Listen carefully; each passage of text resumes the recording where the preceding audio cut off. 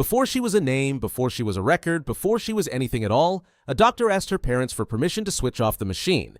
She had been born 2 months early in Rennes in the west of France on the 25th of October 1992. She could not breathe on her own. Her kidneys were failing. She went into surgery and then she went into a coma, and she stayed in that coma for close to a month. A newborn in an incubator, wired into equipment, running out of reasons for anyone to keep waiting. Her parents said no, wait a bit longer. And one day, with no warning and no medical explanation that anyone has ever offered publicly, she woke up. The way she tells it herself, in her own words, in interviews she has given for years, when she was born, she could not breathe. She was basically dead, and they brought her back. Now, here is the second half of that sentence, and this is the part that should stop you. That infant grew up to win 6 world championships, 3 Olympic gold medals, an Olympic silver and an Olympic bronze, 5 European titles, 14 gold medals across the 3 biggest competitions the sport has. She became the most decorated judoka France has ever produced, in a country that treats judo not as a niche martial art, but as a national institution with more registered practitioners than almost anywhere on earth outside Japan. And then she did something harder than any of it. 11 months after giving birth to her first child, she walked back into a world championship final and won the whole thing.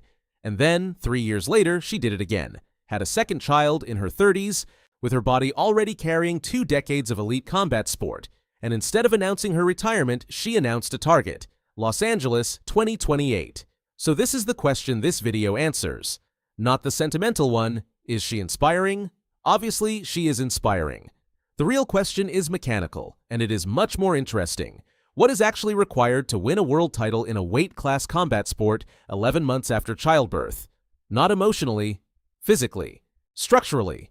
What has to happen in a body, in a schedule, in a federation, in a ranking system for that sentence to even be possible? And underneath that, the question she has never fully been given credit for asking out loud: why is the sport built so that it almost isn't? Stick around. Because this story runs through a Togolese family in the Paris suburbs, a 9-year-old who was sent to judo because nobody could tire her out, a Slovenian opponent who took the one thing she wanted most, a home Olympic Games that did not go to script, and a world ranking that currently says she is nowhere near the best in the world. Her full name is Clarisse Agbegnenou. She was born in Rennes to a family of Togolese origin. And she was not born alone. She arrived alongside a twin brother, both of them premature, both of them early enough to be in serious trouble. She spent weeks in an incubator. She had surgery on a kidney that was not working. And she spent that stretch in a coma that her family was told, at least once, might not end. I want to be precise about this part, because it is the emotional engine of everything that follows, and it deserves accuracy rather than embellishment. What is directly on the record from her own mouth in multiple interviews across multiple years is this: she could not breathe when she was born, she was resuscitated, she had surgery, she was in a coma for nearly a month, and doctors raised the question of withdrawing support with her parents. Some accounts go further and describe her as clinically dead for a period of minutes before being revived. That version circulates widely. What I will not do is narrate a delivery room as if there is footage of it, because there isn't, and because a family's worst month is not a set piece. What matters is what she took from it, and she has been extremely consistent about that too. She has said, more or less directly, that this is why she keeps fighting every single day, that the fighting started before the judo, before the ambition, before she knew what a tatami was. The first opponent was the incubator. The family later moved to the Paris region, and the judo did not begin as a plan. It began as a management problem. She was 9 years old and she had energy that the adults around her could not absorb. She fought with her brothers. She did not sit still. And so, the way thousands of French kids end up on a mat every September, she was signed up at a club to burn it off somewhere organized. This is worth pausing on because it is the least glamorous origin story imaginable, and that is precisely the point. There is no prodigy narrative here. There is no coach spotting a generational talent at age 4. There's a kid with too much fight in her and a parent looking for somewhere to put it. She loved it immediately. She has said exactly that, and France, unlike almost anywhere else, has a machine ready for a kid like that. French judo is enormous. Hundreds of thousands of licensed members, a club in effectively every town, a national development structure with real money behind it, and a genuine pipeline from a suburban gym to the Olympic team. If you're going to be a 9-year-old girl with unmanageable energy and a talent for grabbing people, France is statistically the best place on the planet for that to happen. At 14, she moved into the regional structure at Orléans.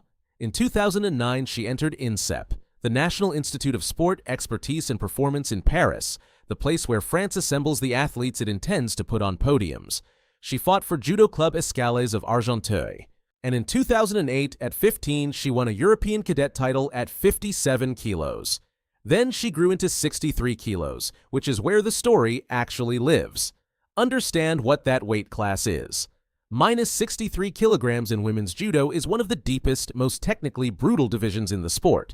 It is fast enough to be athletic and heavy enough to be a genuine grappling contest. Europe, Japan, Slovenia, the Netherlands, Israel, Canada, Brazil have all had world-class fighters in it. It is not a category you dominate by being big. You dominate it by being better. And from about 2012 onward, she was better. At 19, she took bronze at the European Championships. The following year, at 20, she won the European title outright and took silver at the World Championships in Rio de Janeiro. At 21, in Chelyabinsk in 2014, she won her first world title, and she took a second European gold in the same season. So, world champion at 21. In one of the toughest divisions in the sport. 21 years after she was in an incubator with her kidneys failing, then came the 2 years that made her. Because the next thing that happened was not another title. In 2015, she went to the World Championships in Astana as the reigning champion and came home with silver. And in 2016, she went to the Olympic Games in Rio as one of the favorites, fought her way to the final of the 63-kilogram division, and lost. She lost to Tina Tristanjak of Slovenia. An Olympic silver medal is, objectively, one of the great achievements available to a human being.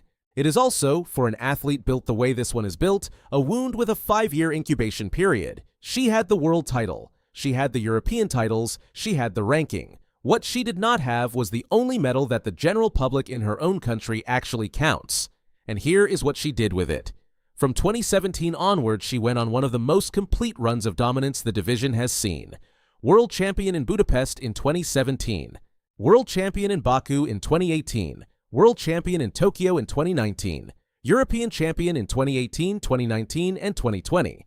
Grand Slam titles in Paris, the biggest annual tournament in the sport outside the World Championships, held in a full Bercy arena, collected again and again and again, 7 of them across her career. 4 world titles. World number 1. A stretch of years in which the interesting question at most tournaments was not whether she would win, but how quickly. And it is worth saying out loud how she was doing it, because judo is a sport people admire without necessarily understanding, and her particular version of it explains a lot about the comebacks. Judo at this level is decided long before anybody gets thrown. It is decided in the grip. 2 athletes spend most of a contest fighting over sleeves and lapels, hands slapping away hands, because whoever gets the grip they want first gets to choose which fight is happening. Agbegnenou has always been ferocious there. Physical, relentless, willing to make the exchange ugly and exhausting until the other person accepts a position they did not want. And then there is the floor. Niwaza, groundwork. In a sport where the crowd comes for the throws, she built an enormous part of her reputation on what happens after them. Pinning, controlling, and above all, the arm lock. She has finished contests at every level of the sport by taking an arm and making a decision extremely simple for her opponent. Submit or don't and find out. That matters for this story specifically, because groundwork ages differently than explosiveness does.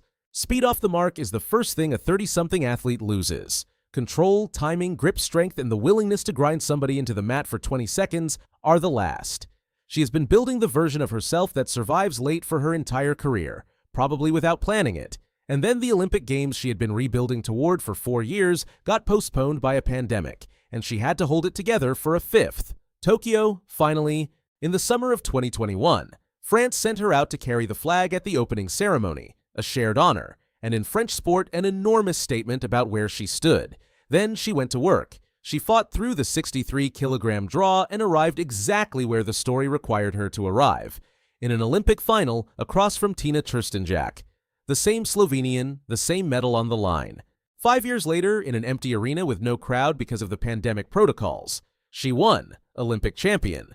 The one gap in the resume, closed against the exact person who had opened it.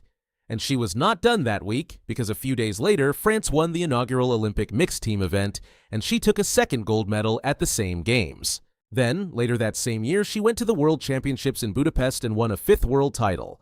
At that point, the arithmetic on her career was essentially finished.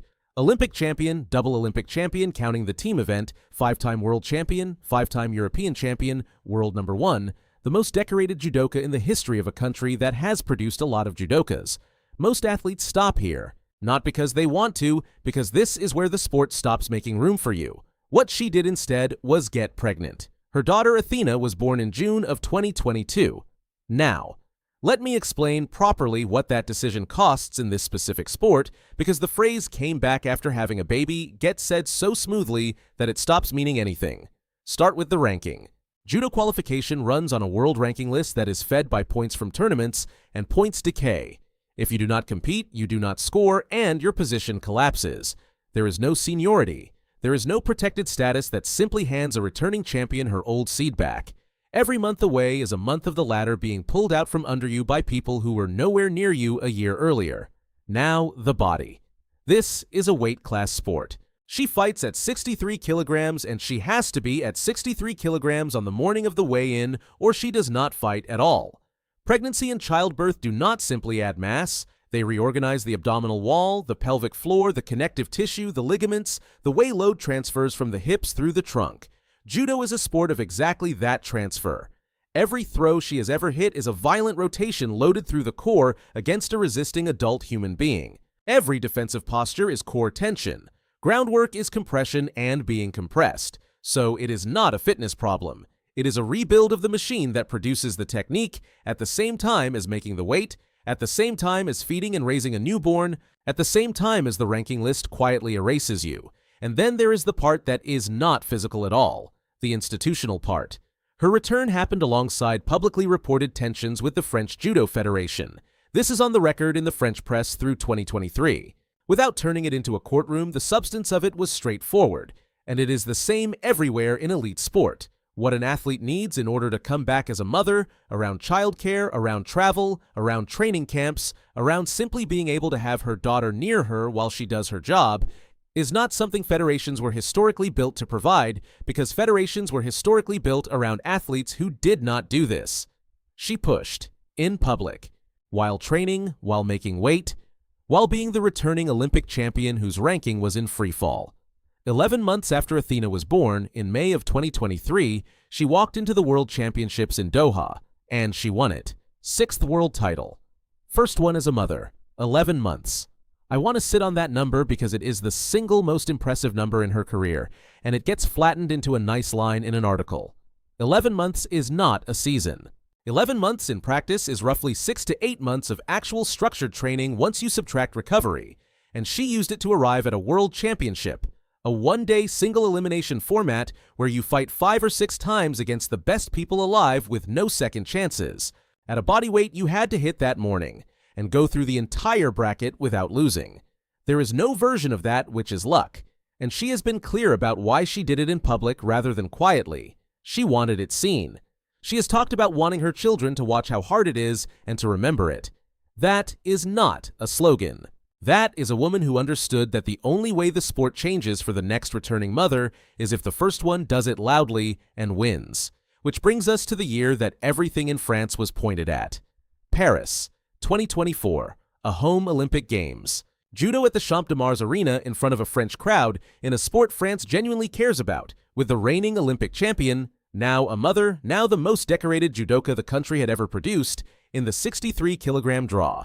The script wrote itself, which is usually the sign that it is about to not happen. She did not retain the individual title. She fought through to the bronze medal contest and won it, and she stood on the podium in her own city, in 3rd place, in front of a crowd that had turned up expecting gold.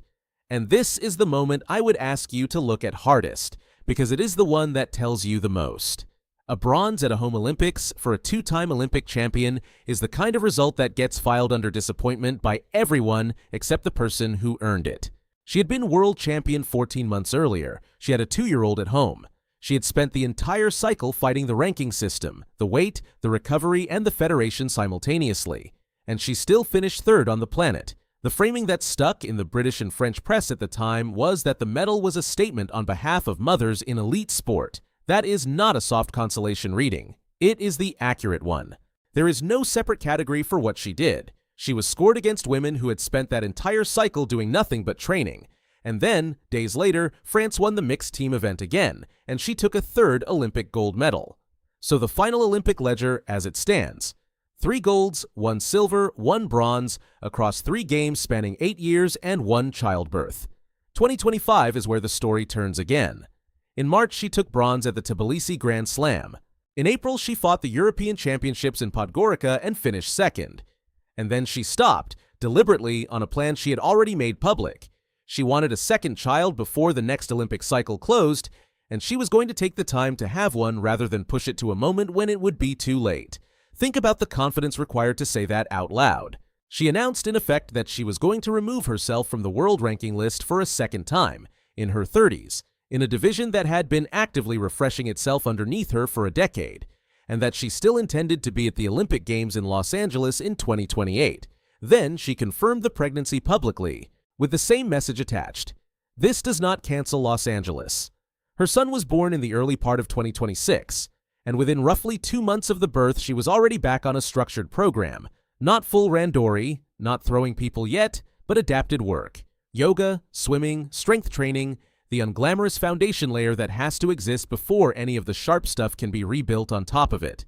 She has also added Brazilian Jiu-Jitsu to her training, specifically to sharpen her groundwork, because she has been honest about where the threat is now. The new generation is younger, faster to the mat, and she intends to be better than them on the floor rather than pretend she can out-sprint them. She has described motherhood both times as giving her extra energy and a clearer sense of purpose. Take that at face value or don't. What is not open to interpretation is the training log, and here is the number that puts the whole thing in perspective. Right now, today. On the world ranking list this summer, she sits outside the top 30 in her division, depending on which week you check, outside the top 50, a few hundred points. The most decorated judoka in French history, 3-time Olympic champion, 6-time world champion, ranked on paper like a promising regional competitor. That is the sport's honest arithmetic, and there is no sentiment in it. The ranking does not know who she is. It only knows that she has not competed. Her calendar tells you she is not treating that as a retirement notice. Training camps, a Grand Slam entry. The slow, points-by-points climb that everyone else in the division did once in their early 20s with fresh knees and no children. And that she is now doing for the second time at 33 with 2. There is one more thing that belongs in this picture, and it complicates the easy version of the story in a useful way. She has never been only an athlete. For years, she served in the Gendarmerie Nationale, part of a long-standing French arrangement in which elite competitors hold a formal position while they train and compete. She has studied and worked in coaching and personal development away from the mat. She has spoken publicly, repeatedly, about grief, about pressure, about the parts of a career that do not appear in a medal table. Which is to say, this is not a person who has one identity and would collapse without it. That is usually the thing that ends careers early, the fear of what is on the other side. She has been openly building the other side for years, and she still wants 3 more seasons. That is a very different kind of hunger than the 21-year-old had in Chelyabinsk. It is also, historically, the more durable kind. So let's go back to the question this video started with. What does it actually take? Here is the honest answer, and it is much less romantic than the highlight reel. It takes accepting that the ranking list will treat you like a beginner and refusing to argue with it. It takes rebuilding a core that has just been through a pregnancy, from the deep stabilizing layer outward, in the correct order, with no shortcuts, while making